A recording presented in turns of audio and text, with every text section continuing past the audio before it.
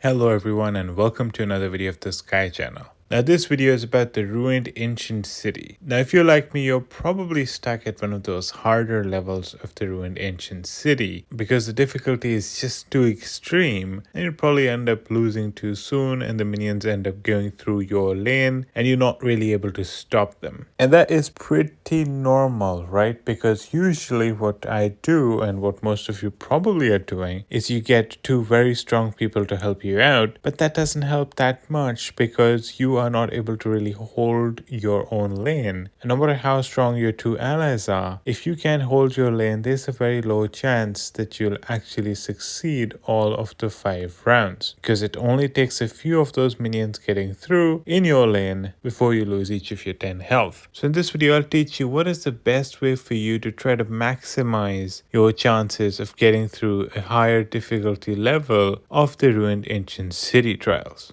So as I mentioned before, you obviously want to get extremely strong allies to help you out, right? There's no point in getting allies that are just as strong as you if you're not able to get through. You want to get allies that are as strong as possible, who can do the bulk of the work for you and help you pass through that round. And then after that, what you really need to do is that you need to maximize your survivability, right? And maximizing survivability means that you need to have a build that utilizes some of the crowd control elements as well as a lot of healing. So if you look up here in set 1, you can see that I have the Blitz Assault, right? And Blitz Assault essentially makes you immune to all damage for 3 seconds and also deals some damage to the enemy. But the point is that the 3 seconds of damage immunity, assuming it comes at the right time, can be extremely helpful. Now it does have a 24 seconds cooldown, but of course, as you can imagine, there are times when this can be critically useful and can really save the battle for you. Other than that, you can see I did leave the smoke bomb in there to increase the amount of damage that you can do. You could replace this if you feel like it, but for me, I felt that increasing the amount of damage that you can do to the enemies is still helpful, especially because I believe this also increases the damage that your strong allies can do because it doesn't specify damage done just by you yourself. So the next one is one of those vines, and what it does is it sets a trap and it deals damage to an enemy and also slows them down by 40%, lasting for 5 seconds. Right, slowdown is extremely helpful here because you want to try to slow them down so that it's harder for them to reach you, and if it's harder for them to reach you or potentially your allies are able to defeat them before they reach you, that's the ideal case. So this is where this trap can be quite helpful. And the next one is healing, right? You want to heal as much as possible. Nature's Renewal can help with that. So 30% of your maximum HP gets healed within 5 seconds, so quite helpful there. And finally is another one of those vines, and what it does is it deals a set amount of damage and then it imprisons targets within the range for 1 second, which means that you're trapping them, preventing them from moving closer to you, which means that they can't really attack you, allowing you to live a little bit longer. You can also see that there's just an 11 seconds cooldown and then you can release it again.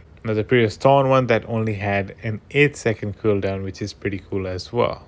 Now, if we were to go to our pals, these are some of the pals that are quite interesting. The first one is a tortoise. So whenever your HP is below 50%, you gain a shield equal to 30% of your maximum health, which can be quite helpful, especially given that it also has a cooldown of 60 seconds. And then you can get another shield equal to 30% of your health, making the tortoise quite good for survivability as well. Then there's the deer, and what that does is it increases your damage resistance by 15%, hence reducing the amount of damage that you take, which is quite helpful as well. The next one is the Hydro Sprite, and this is actually very important as well because it allows you to release your skills more often, and you remember that the skills involve healing, it involves crowd control, slowing the enemies down, so the more you can do that, the better it is for you. The next one is the Snail, and what it does is it reduces the enemy's movement speed by 40%.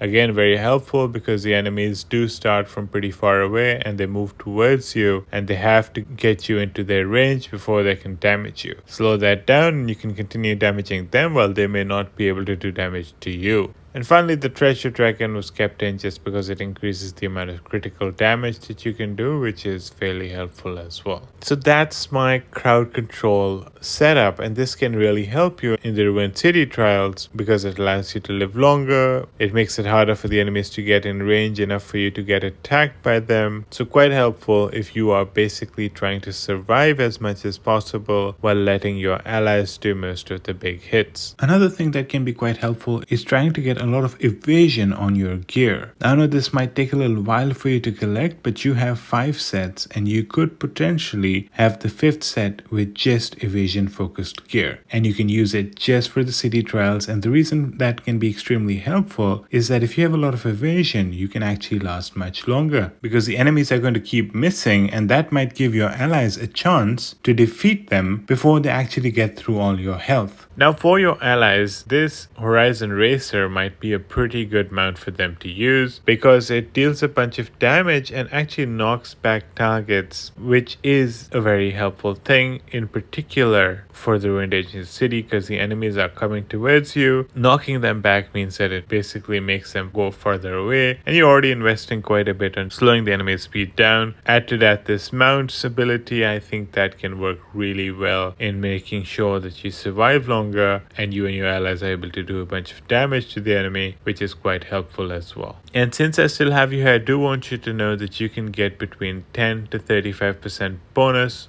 on in-game purchases in The Legend of Mushroom. The steps are very simple. I have a video where I go through the steps in a lot of detail just so that you are able to just follow the steps step by step and get those amazing bonuses. So until the end of August, our promo code is SkyImmerse2, but starting September, our promo code should be SkyImmerse. Use those promo codes so you're able to get an additional 5% bonus on all of your in-game purchases, in addition to whatever bonus you already have. Thank you so much for watching. I hope you liked it. If you did, please like the video, please subscribe to our channel, and I hope to see you in the next one.